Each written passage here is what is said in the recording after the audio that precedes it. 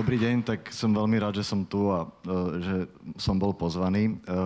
Ja som rozmýšľal, že o čom budem hovoriť na tejto konferencii a nakoniec to budú dve veci. Jedna bude sloboda a druhá budú príbehy, lebo príbehy nás všetkých podľa mňa formujú. A začnem úplne od začiatku a tým prvým príbehom sú moji rodičia a sloboda, čo s tým súvisí. Poviem to veľmi v krátkosti. Prvú slobodnú voľbu mi dali, keď som sa mal rozhodnúť, či ostanem na základnej škole, ktorá bola dovtedy rovnaká a ako dieťa z ateistickej rodiny nebolo celkom jasné, či ostanem na nej, keď sa stane cirkevnou, čo sa stalo v roku 90. A ostal som tam a na tej škole som získal taký prvýkrát pocit, že by som chcel niekedy učiť, vďaka tým ľuďom, ktorí ma tam učili. Druhá taká voľba bola, že na strednú školu, kam pôjdem, tak tam ma tiež nechali slobodne sa rozhodnúť a išiel som na stavebnú priemyslovku a tam som získal vzťah ku knihám, lebo sme mali výbornú triednu učiteľku, ktorá učila literatúru práve na priemyslovke a tam som práve chcel, vtedy som nadobudol ten sen, že by som chcel byť knihkupec, alebo robiť s knihami. No a to všetko sa vlastne splnilo už na konci strednej školy, keď som spoznal Michalovcov, ktorí sú majitelia Artfora a začal sa robiť v Artfore. A Artforum je taká podivuhodná firma, že to vlastne nie je firma, ktorá je firma kvôli peniazom, ale kvôli tomu, že chcú niečo robiť. A Artforum formovalo celý môj budúci život veľmi výrazne a veľa ľudí som tam spoznal. Chcel by som povedať teraz v krátkosti o dvoch príbehoch. Jeden je príbeh Lucie Piusy, ktorú som tam spoznal. A to bol taký ďalší môj sen, ako Mirka ma uviedla, že hrať v kapele. Tak to sa mi splnilo vďaka Lucii, ktorá mi zrazu zavolala, že mám s nimi hrať. A druhým príbehom bolo to, že v kancelárii, kde som vtedy brigadoval ako obyčajný balič kníh, ktoré sa posielali niekam, tak sedel Ďuro Kušnierik, ktorý tam vtedy robil PR a za ním strašne často chodil Pišta Hríb, ktorý vtedy nemal čo robiť a stretávali sa, chodili na obedy a stále niečo riešili a zakladali niečo. A to bolo v roku 2003-2004. No a z tohto spojenia vznikol časopis Týždeň pred 10 rokmi. A tak vlastne ten môj príbeh akoby ďalej pokračuje v tom, že zrazu som robil v tom časopise Týždeň, keď mi Števo Hríb zavolal, že začínajú niečo na stránke robiť a že by potrebovali niekoho, kto im bude točiť videá. Tak som sa do toho nejako dostal, nikdy som predtým netočil, ale dali mi tú šancu slobodne robiť, čo chcem. A robil som tam niekoľko rokov. Počas celého tohto obdobia, kedy som tam pracoval, tak som mal chuť ten sen zo základnej školy, že ísť učiť. A tak som teraz skúsil na takej dedinskej škole vo Veľkých Levároch, že či nehľadajú učiteľa.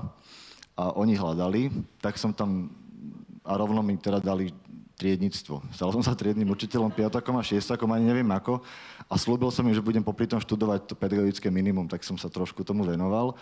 A na tej škole som pochopil ďalšiu vec dôležitú, ktorá sa týka príbehov, a to je to, že ľudia počúvajú vtedy, keď im niekto hovorí príbeh, že inak vlastne ani nepočúvajú. A odskúšal som si to na tých deťoch, že keď som im vravel o látku, zemepis alebo fyziku, čo som učil, tak to vôbec nepočúvali. A keď som im začal hovoriť práve príbehy ľudí, ktorých som spoznal dovtedy, či už to bolo Týždeň, alebo Artforum, alebo všetky možné príbehy mojich spolužiakov, ktorí všeličo dokázali, nedokázali, tak vtedy počúvali. A mám pocit, že to ich ovplyvňovalo.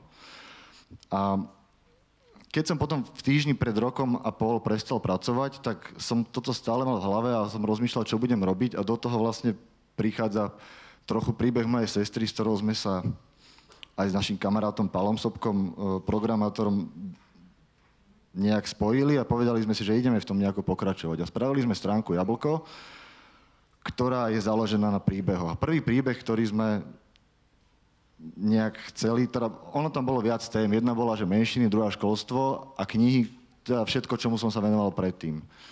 A prvý príbeh bol práve o menšinách. Ja som sa vtedy v lete tak túlal po Slovensku a prišiel som do obce Úhorná, ktorá je pri Rožňave.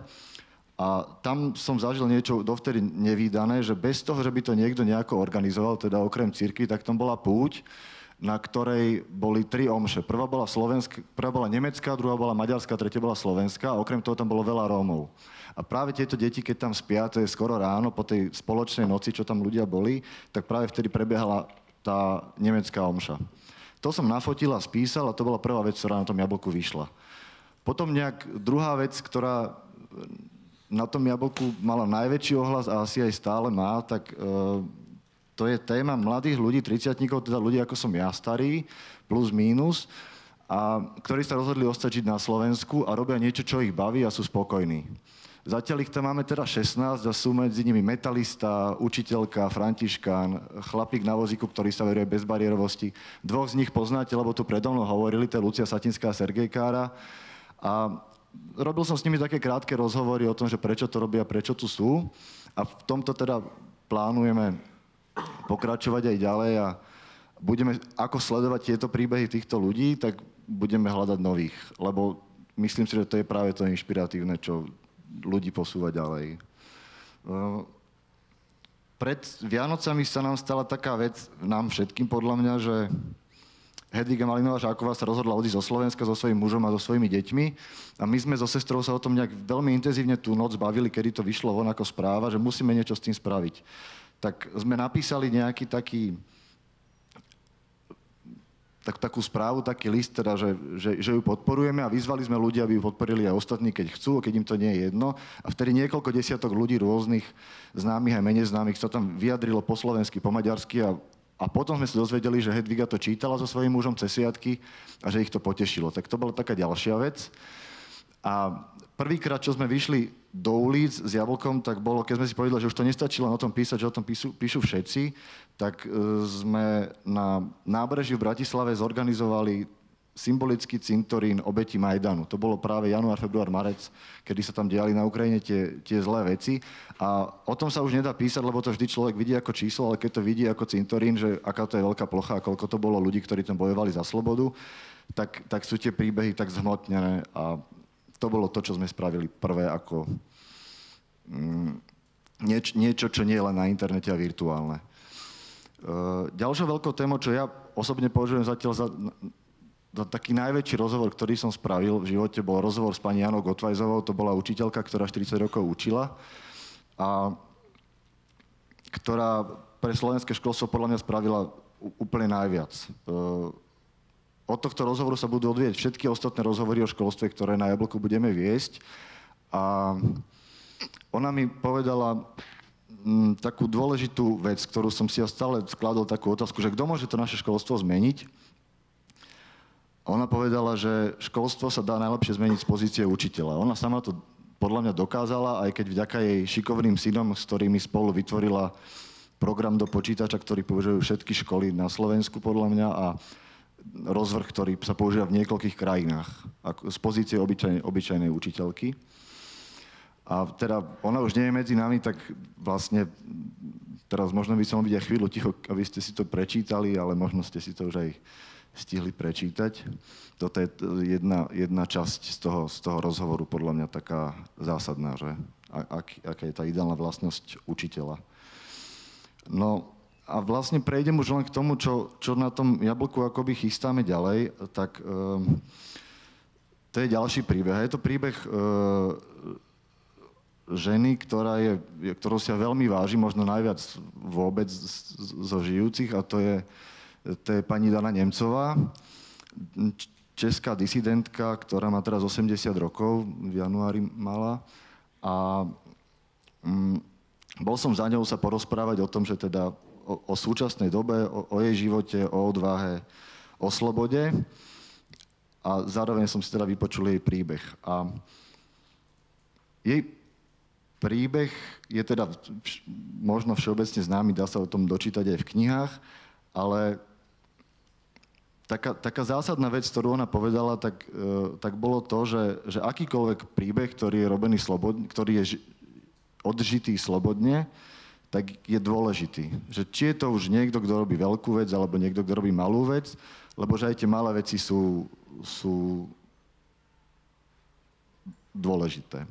No a ja som si vtedy spomenul na jednu z tých 30-tničok, s ktorými sme robili rozhovory, a to bola Stanka Klecknerová, ktorá v podstate sa môže zdať, že nerobí nič akoby zaujímavé a zásadné pre spoločnosť. A ona žila v Bratislave nejaký čas, žila v Trnave, ale rozhodla sa vrátiť so svojou rodinou, so svojím synom do svojej rodnej dediny, ktorá je pri Gelnici, do Prakoviec. A jej najväčším snom bolo vychovávať svoje deti a žiť so svojou rodinou. A to aj robí, je spokojná a šťastná a ja si myslím, že jej príbeh nie je o nič menší, o nič menej dôležité ako tie, ktoré sme na e-booku zatiaľ opísali, alebo ako sme tu dnes počuli. A môže posunúť kohokoľvek ďalej, ak sa o ňom bude hovoriť. A na záver teda len už poviem to, že budeme s týmito príbehmi pokračovať ďalej. Budem radi, keď budeme nachádzať nových ľudí a veľmi rád budem sledovať, ako sa tieto príbehy aj s tými novými budú vyvíjať, lebo to je dôležité. Ďakujem.